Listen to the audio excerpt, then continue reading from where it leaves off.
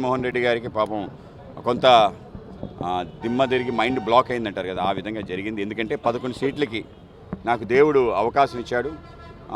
ఆ ప్రభుత్వాన్ని 23 వరకే పరిమితం చేశాడు.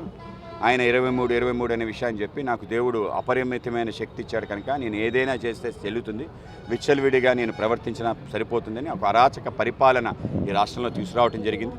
ఇవాళ ఆయనకి అర్థం కాలేదు. ఆయన ఏదైతే ఆయన మాట్లాడి 23 కలిసి 11 అయిపోయింది. 11 అయిపోయేసరికి ఎప్పటికీ కూడా ఆలోచన రాలేదు. లేని ధైర్యాన్ని, లేని ఒక పటాటోపాన్ని ప్రదర్శించే ప్రయత్నం చేస్తున్నాడు. అందరినీ బెదిరిస్తున్నాడు.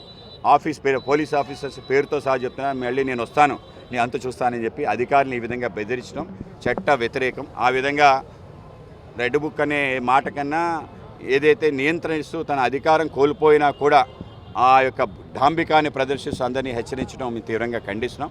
అలాగే ఎక్కడ వెళ్ళినా హడావిడి చేసి, తోలుకొచ్చిన జనాలతో హడావిడి చేసి అనేక రకాలుగా ఒక దళిత కార్యకర్త చనిపోయినా కూడా పట్టించుకోకుండా వెళ్ళిన తీరు, ఇవన్నీ కూడా ఆయన అరాచకానికి పరాకాష్ట. కానీ ఇప్పుడైనా ఆలోచన చేసుకొని ఎందుకు ఎక్కడ తప్పులు జరిగాయి దాని నుంచి గుణపాఠాలు నేర్చుకొని ముందుకెళ్తే చాలా బాగుంటుంది. కనుక ఆయన అర్థం లేని ఆరోపణలు, ప్రేరేపణల మీద పెద్దగా పట్టించుకోవాల్సిన అవసరం లేదు.